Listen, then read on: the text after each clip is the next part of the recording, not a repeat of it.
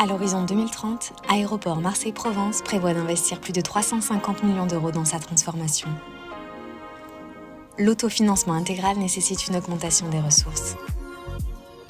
Dans une logique de performance durable, chacune de ces ressources est aussi un levier de développement pour le territoire et pour notre avenir. Tour d'horizon des revenus qui façonnent l'aéroport de demain.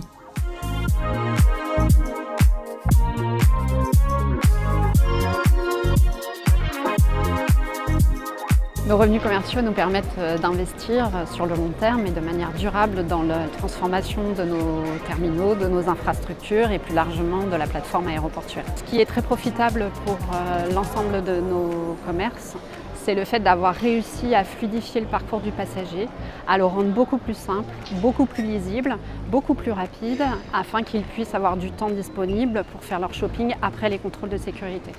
Parmi ces nouvelles surfaces, nous avons eu à cœur dans notre nouveau terminal 1 de mettre en avant nos savoir-faire régionaux. Vous y trouverez notamment des marques et des enseignes locales. Notre objectif en 2030 est de générer 20% de notre chiffre d'affaires en aérogare grâce à nos partenaires locaux, afin de vraiment ancrer l'aéroport comme une vitrine et un relais du dynamisme commercial de notre territoire.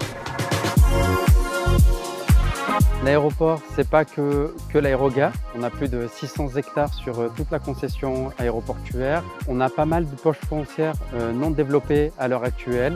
On a une stratégie de développement intelligente de notre foncier, tout en préservant l'équilibre entre le développement économique et la préservation des zones dites naturelles qui représentent 50% de notre plateforme. Cette valorisation foncière, c'est aussi quelque part s'inscrire dans cette transformation de l'aéroport pour avoir un aéroport de demain avec plein de nouvelles activités auxquelles on ne pense pas. Il n'y a pas que l'avion. On peut prendre l'exemple du projet Equatio, qu'on a nommé Equatio, donc équilibre entre les développements économiques et l'environnement, trouver cette équation entre les deux. Un projet de plus de 5 hectares qu'on va valoriser pour y faire un campus tertiaire, un campus hôtelier, un campus avec des services.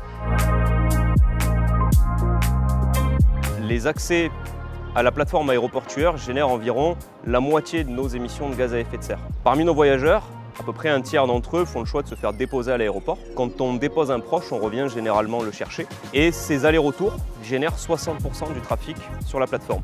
Alors l'accès en véhicule personnel demeure souvent la seule option pour beaucoup de nos voyageurs. Ce n'est pas toujours possible d'accéder en transport en commun. Pour ces passagers-là, nos parkings demeurent la meilleure alternative. Et nos parkings, nous les pensons, nous les développons afin de les mettre en conformité avec la loi APER. Et l'énergie produite par nos panneaux photovoltaïques nous permettra d'économiser environ 20% de notre consommation d'ici fin 2025.